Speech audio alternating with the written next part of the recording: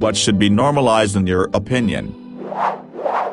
Admitting you're wrong. If you're right, great. If you're wrong, admit it, we move on. Pretending to never make mistakes brings ego into decisions where it shouldn't matter and grinds progress and discussion to a halt. Going back to school later in life, so much more mature now, so much more willing to learn, and now you have an understanding of what the knowledge you're learning actually applies to.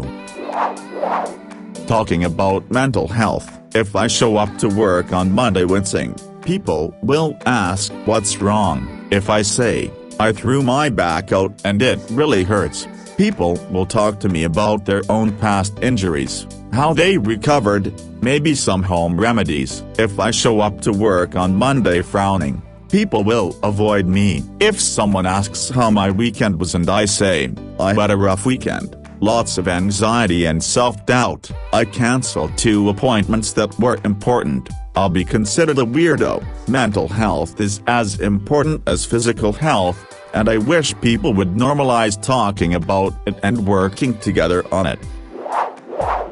Comprehensive, medically accurate, inclusive sex ed that includes information about health issues that can occur. I spent 8 years living in pain because of endometriosis, and by the time I saw a surgical specialist, damage had been done to my bowel, rectum, and bladder. In my friend group, I have 1 friend with vulvodynia, 2 friends with fibroids, and 3 friends with PCOS. This information would have helped all of us. Sleeping. No, seriously, proper sleep cycles, getting enough sleep. Too often are we hearing about people who don't get enough sleep, almost to the point where they're bragging about it. It needs to stop. Too little or no sleep can be super dangerous to one's health and mental well-being.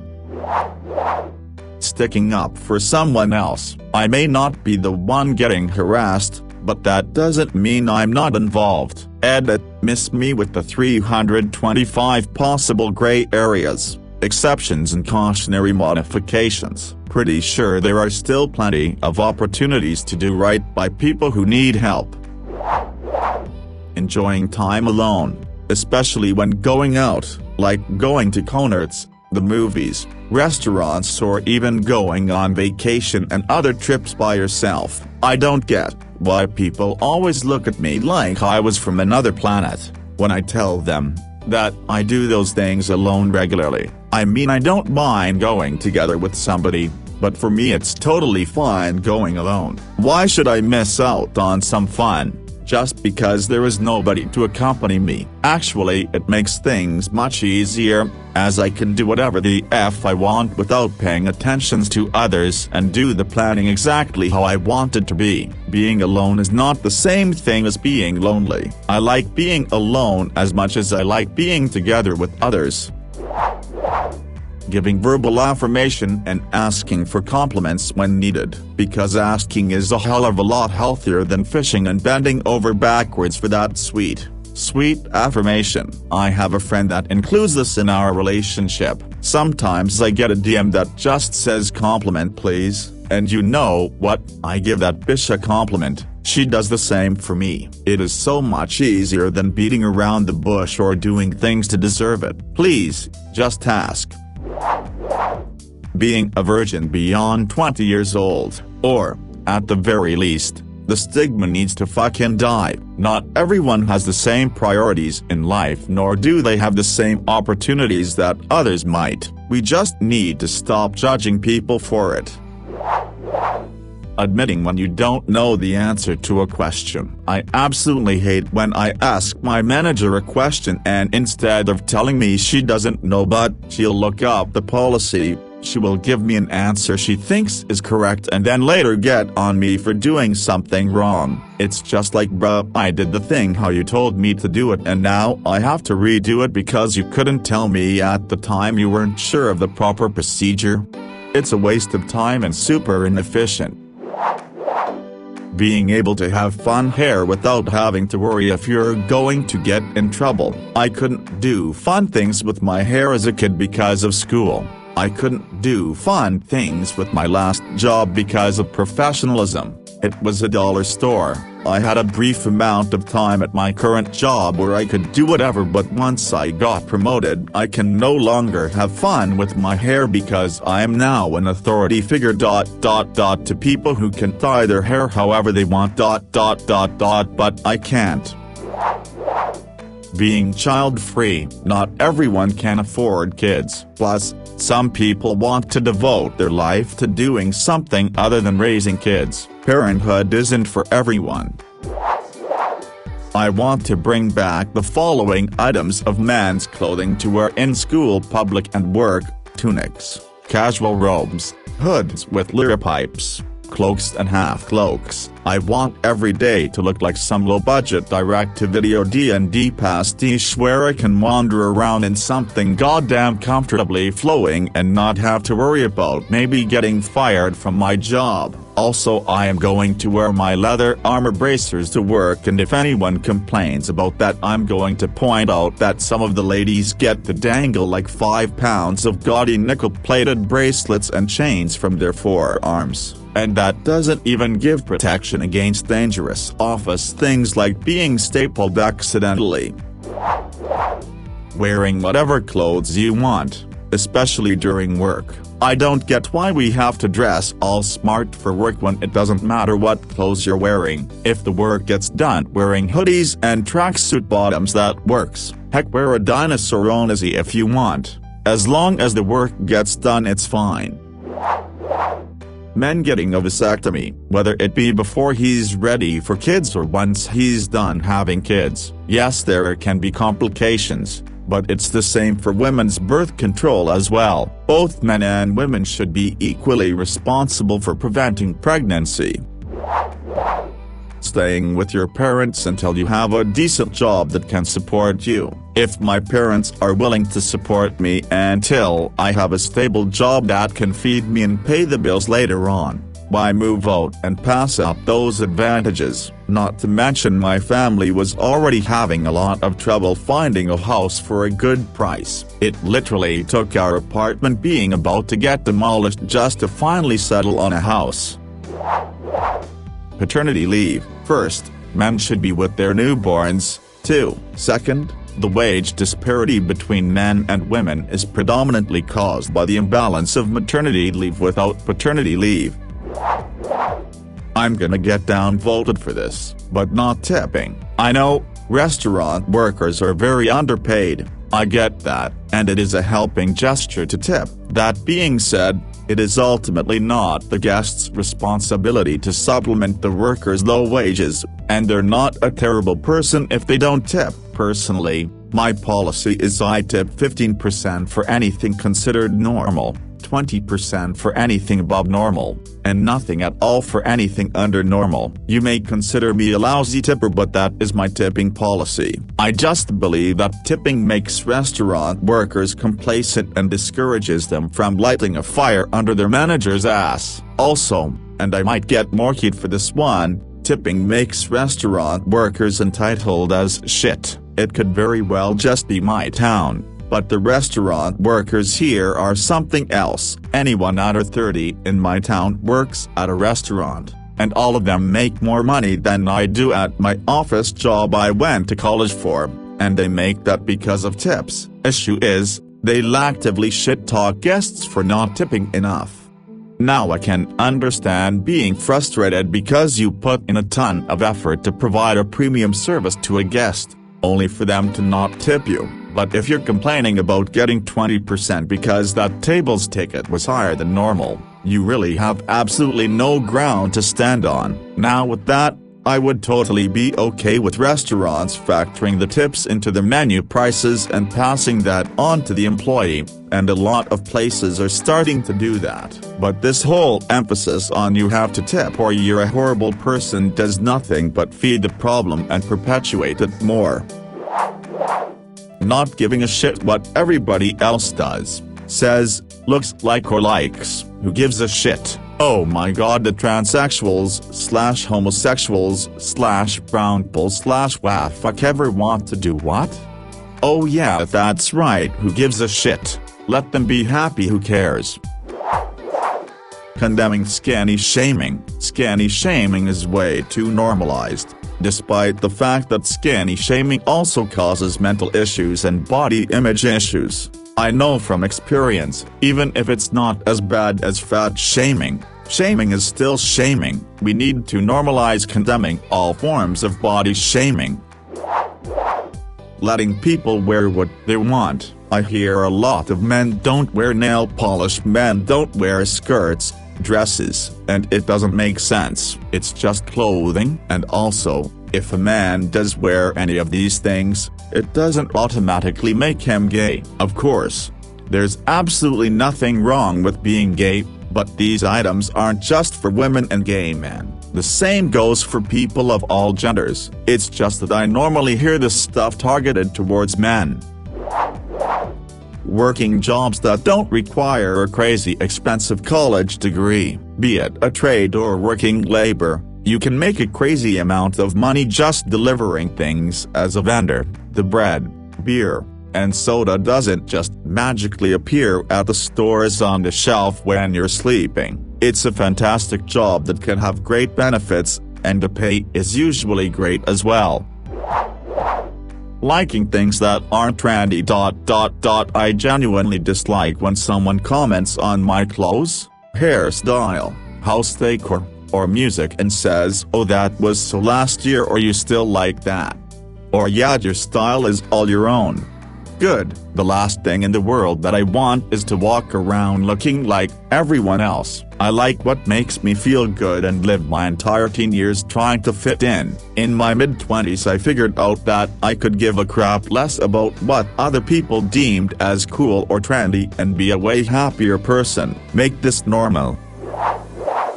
Respect toward women. I'm astounded each time I look and see how demanding society is toward women and how stressful and frightening being a girl is. Just look at jobs. I don't see a guy having difficulty applying as a barman, but I cannot comprehend how rude customers are toward female mechanics and female IT. Women of Reddit, you rock. Taking mental health days from work. As I sit here in work, I really don't wish to be here. My brain just feels like it's in a fog. I have no urge to do my work, which isn't much of a huge deal to me, as there aren't any immediate, pressing matters that couldn't wait a day or so. Even as someone who understands the need for mental health days, I'd still feel awkward texting my boss and saying I need a mental health day, so rather than making something else up, I come in and be present. Indian here. Premarital sex, consensual dating, live-in relationships, same-sex relationships. Why are harmless, perfectly consensual things looked down upon? Looking at you, governments who do nothing against sexual harassment yet get their panties in a twist if two people of opposite sex hold hands. Normalization of supporting others, whether it's age, race, gender, sexuality, religion, disabilities, mental health, financial situations, or whatever our differences are, we're still the same species. Some of us may have had a hard start to the world, but that doesn't mean we can't grow into better people using our hardships to do so. And it doesn't mean we can't help others too. Some of us may have had it a bit easier, but that doesn't mean we don't get hurt or feel sad. These are natural emotions that we all feel. It's just professor that we're all human. We have so many things that are similar to each other that there's no way we can't come to an understanding with someone, even if we do have differences and options at times. And even then, it's the difference of the word that make it so beautiful. After all, if we were all the same, then don't you think life would be pretty bland? Isn't it better to try and learn new things? Who knows, maybe if we were all a little more compassionate or a little better at empathizing with others, or even just a little more willing to try and understand someone else, we may just discover something amazing and make this world just a little bit better for everyone. Thanks to anyone who read it all. You are amazing, and I really appreciate you taking the time to read what I wrote, so thanks again. I hope you have a wonderful day, night. You deserve it. Tolerance of other people's opinion even if they are not in line with your thoughts. Tolerance among all people despite age, sexuality or color of skin they have, where they come from or how their culture differs from your own. Wearing whatever you want, I mean seriously whatever you want. If I want to wear an 18th century Victorian-style gown to the grocery store, I should be able to do so without people thinking I'm crazy. But also, how cool and fun would the world be if we got to dress up however we wanted for everyday activities? Discussions surrounding end of life and how you hope for that to look for yourself and loved ones. Western medicine has perpetuated this culture of the fighter when it comes to any illness. It's either we martyr the person and force them to fight, or it's a feeling of entitlement to all that doesn't mean should be done. And in the end, it's so sad. No one should die with tubes shoved in every hole and their face and body distorted by medical equipment. Talk about it, normalize it. After all, everybody dies. Night shift sleep schedules. My family was on the graveyard shift for most of my life. I naturally acclimated to this schedule too and never slept well on the early morning day shift schedule, even as a child. Now that I'm grown and responsible for myself, I'm self-employed and my schedule naturally fell back in sync with a graveyard shift schedule. But anytime someone hears what my schedule is, they tend to respond with some variation of "you wake up when, what," and act like I'm lazy or crazy. My day has the exact same amount of sleep hours to waking hours as a normal schedule. I don't spend my whole day just sleeping or lazing. I get everything done the exact same as everyone else. I just don't do them at the same time as they do. There is even evidence that this is a hardwired thing that people can't change, and is a leftover from when humans needed people to stand watch at night, and that trying to force them into the daylight schedule can actually be quite harmful because they don't get proper rest. I spent years believing I had some form of insomnia because my sleep was so bad. Once I quit fighting myself to be on the traditional schedule, I started sleeping through the night, I fell asleep earlier, and I just had a lot more energy. It would just be nice if people would quit seeing graveyard shift schedules as something inherently bad. Firearms education. Seriously, so many people are terrified of guns and most don't know a damn thing about them. Then they get one when they get scared. We just added 15 million new gun owners in the USA back in 2020, and many of them don't even take courses. It is their right not to, not arguing that, it's just ill-advised. So now you have people that are scared of guns, and scared for their safety, and know nothing about guns. This is a deadly and irresponsible combination. We should be teaching firearms education in our schools. All I ever hear is knowledge is power, but apparently if it's related to guns, it's ignorance is bliss, and this is a dangerously stupid ideal to have. All people being recognized and respected for their sexual identity and how they express it. We have an intense focus currently on acceptance for LGBTQ+ people, which is amazing, but we should take strides to teach everyone the lessons that are often taught in LGBTQ circles, that however you want to express your sexuality and live your life as a sexual being, it's okay and worth celebration. I'm very glad in how much change I've seen on that front in my lifetime. I just hope that this phenomena sticks around and continues to expand to audiences that aren't as exposed to sex-positive content that is usually made for feminist and queer circles. Polyamory. I mean, there is a difference between a consensual relationships with other partners and cheating on someone in a non-polyamorous relationship. Like, please do your research when you see someone talk about having 2 boyfriends or something. It's not always weird or gross, and it could just be a polyamorous relationship. Honest conversation about what the role of religion should be in the age of science. Obviously, people can practice any religion they want to, including nuns. But if you believe something that is in direct conflict with the modern understanding of science, you shouldn't be above ridicule. As an example, people that believe the earth is flat are openly ridiculed for having such a ridiculous anti-science belief, but people that have equally ridiculous beliefs taught from their holy texts are above criticism, because reasons. How dare you attack this person's faith? How dare you paint them with a broad brush? How dare you take away their hope? How dare you? On and on. It's all an excuse to protect the notion that blind faith is somehow a virtue. It isn't.